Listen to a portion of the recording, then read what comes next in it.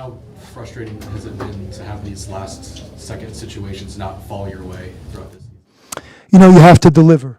This is a big stage at Arizona, and these are the games that we all signed up for.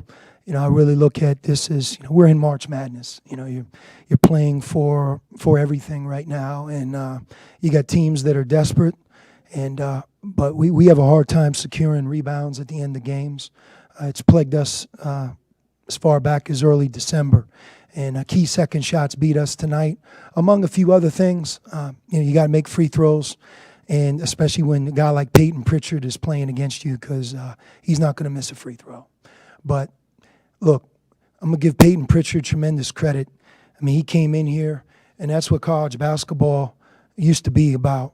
You have a guy that's played on 4 consecutive NCAA tournament teams. He's the heart and soul of Oregon's basketball team. And he rode in here tonight, and he put 38 on the board, and it was easy. It wasn't bad. It wasn't like he hit fadeaways or tough shots. It was an easy 38. And we had an opportunity to overcome it because we had quite a few players on our end that played their hearts out, made big plays. But you have to be able to get rebounds. When they're in your hands, you can't get nervous and the ball goes out. You got to squeeze it. And when you go to the foul line, you got to knock them in. And if you're a team that struggles securing defensive rebounds near the end of games and you don't make free throws, you're vulnerable like the other 200 or 250 teams in this country. Part of winning is being able to deliver down the stretch. If we made our free throws and it took away a couple key second shots, including the game-winning shot, then we would have had a hard-fought victory that probably wouldn't have gone into overtime. But you have to give Oregon credit. They're an excellent team, and you have to give Peyton Pritchard a lot of credit. He is the player of the year in this conference, as far as I'm concerned. It's been a nightmare to play against on one hand and a real pleasure to watch because he's such a terrific player. You could not have gotten anything better in the final second of the game. Played perfectly. John drew it up. What were you thinking when that succeeded? We did a good job of executing it. It's called home run, but we didn't make the free throws. It's tough on Christian because that's really not his role right now. Because he was in on defense and no clock ran, we weren't able to sub. If we were able to sub, we would have probably had Zeke in on that role there. But in that situation, you want a chance to win, and we certainly had one. This loss doesn't fall on Christian. He had 6 rebounds in 10 minutes and did a really good job in a lot of areas, as did a lot of players on our team. Each of those guys is going to shoulder some part of the blame, as is the coach. But there's just so many different plays in that game that you want to do better when you lose such a heartbreaker. But the one common theme with our team, and I'm not going to run from it, when you have the ball in your hands on a defensive rebound or the shot hits the rim and you're up 4, you're up 2, there's 1:30 left, there's 45 seconds left. Look, the guys that you play here, you go up above the rim, you get it, you land, and then they foul you. The ball doesn't go off your hands.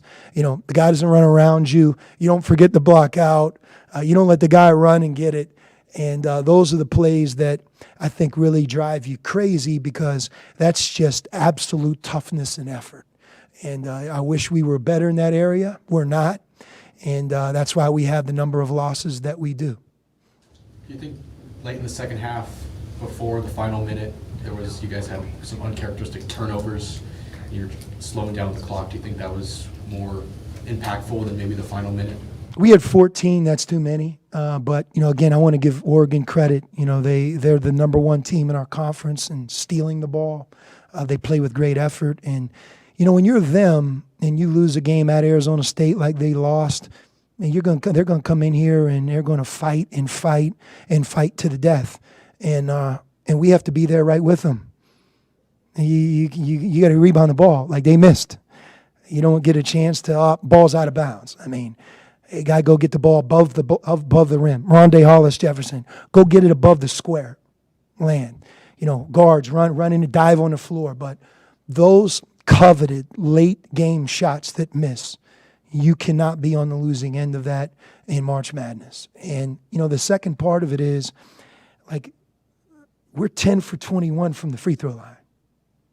It's very difficult to beat a team as good as Oregon with this much at stake and go 10 for 21 from the line. So you go 10 for 21 from the line, and a couple things that I talk about, it really negated some terrific play. There's some guys that made big shots on our end, big plays. I thought our defense, Dylan Smith, I don't know if I've seen a guy play any better or harder than he played. He played 37 minutes. Not only did he guard Pritchard for most of the game, but he had 18 points. He did a great job. Our senior, that guy right there, he did a great job. I'm really, really proud of him. Where we erred is in the first 8 minutes of the game where we didn't put Dylan on Peyton Pritchard. And he got off to a really hot start. The guy had 20 at the half and 18 in the second half. And I don't know, does he not get drafted? Is he just too old? Is that how this works? I don't know. I watch these guys, and I like to think he can play in the NBA. He's pretty good, man. But you've been in a more crazy game than this. It was had everything. Many. Yeah. We've been in 6 games, 8 games like this year. But we have to win them. That's our job. It's my job to win. Losing, who cares?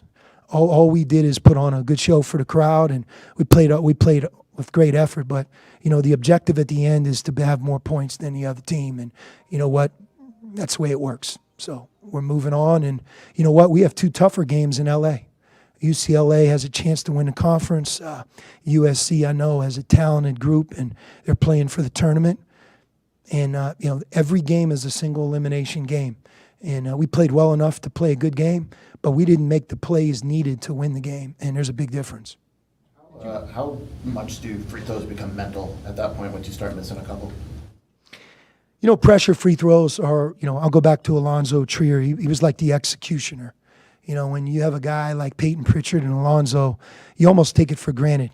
Dana next year will think back to so many games that Peyton Pritchard's in because, he's so reliable from the free throw line. And, them being 11 for 14, but he was 8 for 8, and it's just free throws are a big deal in college basketball. That's never changed. And tonight we were 10 for 21 and they were 11 for 14. Big difference in the game. Do you feel Josh's at the end of regulation might have been affected by his fall, and were you discussing taking him out possibly? Or? No, all he had to say is his head hurt, and we'd have taken him out. But I think he felt like he was fine, and it didn't work out. What was the design on that play at the end of regulation? It kind of came off, fake the handoff. Fake handoff, yeah. Thought it was a great play. Got to the line and missed it. And, I thought our last play of the game, it's tough to throw the ball 94 feet, get the ball 1 foot from the rim and have a chance to score it. But in both of those cases, we executed, but we didn't deliver. So we lost. Thursday, you talked about this game possibly having the feeling of a March Madness. It was true to form, great game to watch. Do you think that the kids may have grown up from this in a weird way? I don't. We have a lot of guys that are going to leave and play in the professional ranks, and we have guys that have started for 27 games, right? Everybody knows their role. This is what we signed up for. You got to deliver. You got to deliver. This isn't Thanksgiving anymore. And Oregon delivered, and they're on the plane ride home, and they got a great program, great team. I thought Peyton Pritchard, once again, was just an amazing college basketball player. Maybe he'll get invited to the Combine. I know T.J. McConnell didn't get invited to Chicago. I'm hoping they'll give him an invitation. I know he's a senior, but I like to think he might have a chance. It came out really quick, too, after the game for your radio. I didn't know, did you say anything to the guys after something like this? Or? Yeah, I just want to get this over with, just kind of move on.